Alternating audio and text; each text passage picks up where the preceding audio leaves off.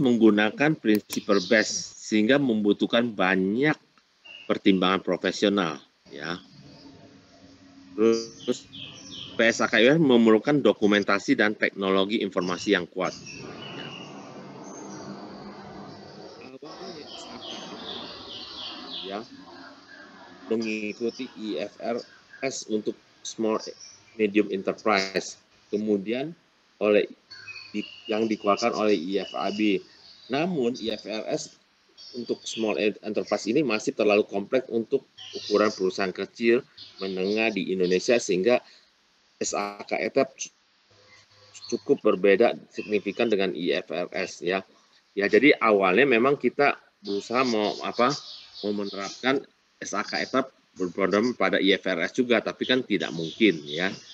Ya, jadi kita bikin yang lebih sempurna, lebih sederhana, ya. Disusun untuk mengadopsi IFRS oleh small medium enterprise dengan modifikasi sesuai dengan kondisi di Indonesia, ya, sehingga menjadi lebih ringkas dan mudah, ya. SAK ETAP masih memerlukan pertimbangan profesional, namun tidak sebanyak untuk SAK IFRS.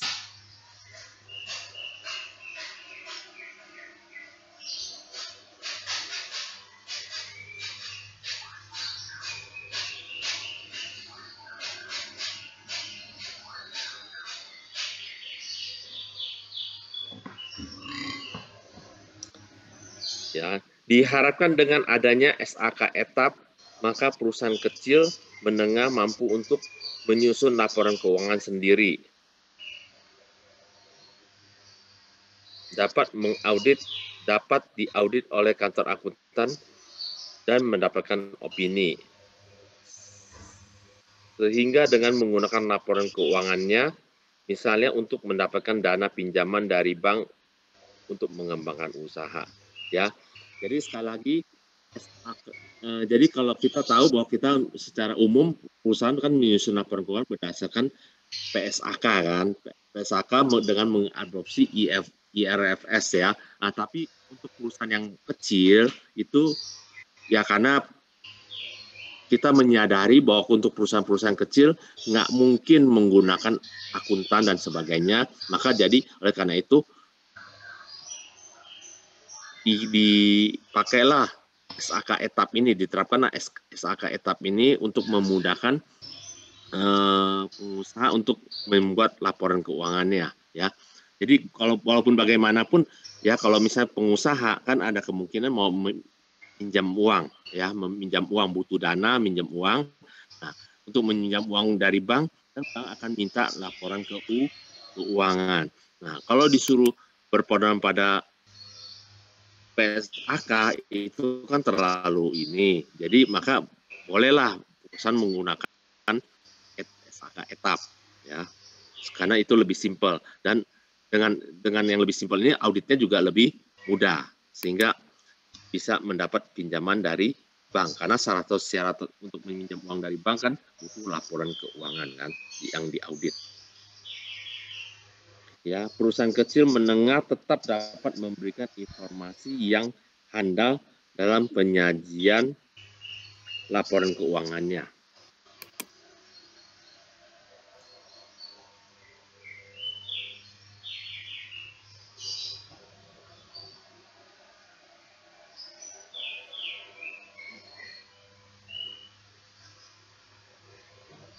Ya, jadi kapan SAK ETAP ini diterapkan?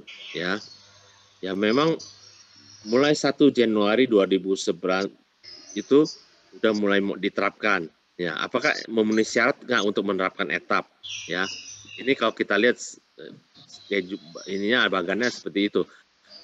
Kalau memenuhi syarat, apakah memilih menggunakan ETAP? Ya, kalau mau tetap iya menerapkan ETAP, maka entitas penerapan SAK ETAP secara konsisten. Jadi kita harus menerapkan secara konsisten.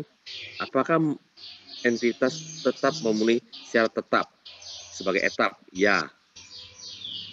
Kalau iya, kita menerapkan lagi sistem SAK ETAP. Ya, kalau tidak, ya kita ke PSAK. Ya, nah, begitu juga sama. Jadi kalau tidak, ya udah kita menerapkan, kalau nggak bisa pakai etap ya berarti kita menerapkan PSAK ya.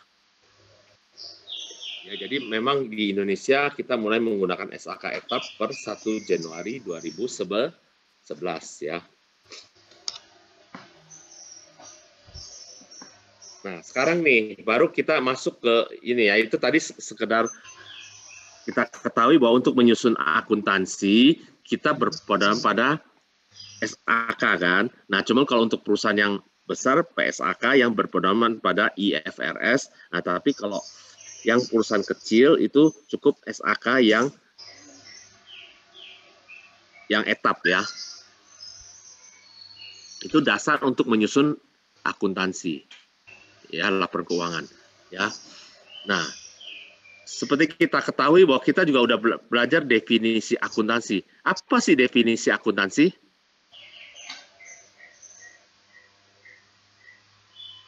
Ada yang bisa bantu definisi akuntansi itu apa?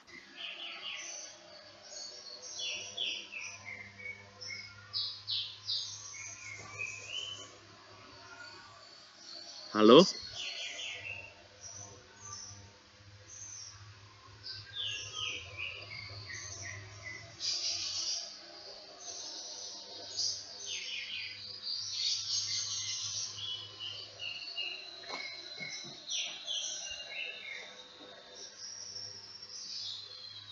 Halo, definisi akuntansi apa? Ya, Pak. Kira-kira apa ya? Ada yang bisa bantu? Ini ya, secara garis besar, Pak, menurut saya ya, Pak. Ya. Definisi akuntansi itu jadi mencatat dan mengolah data keuangan yang lalu disajikan kepada pengguna laporan keuangan sehingga pengguna laporan keuangan bisa mengerti data keuangan suatu perusahaan dengan baik, Pak. Menurut saya itu, Pak. Terima kasih. Ya, oke. Ya udah benar sih, udah tepat ya. Ada lagi yang komentar lain? Apa itu akuntansi? Definisi akuntansi.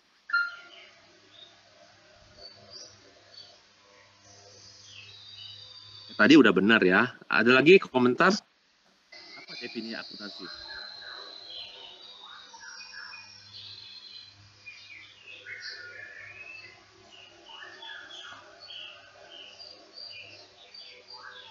Ya kurang lebih ya. Saya juga nggak hafal juga ya definisi akuntansi buat apa gitu kan ya. Karena saya juga seorang praktisi kan ya.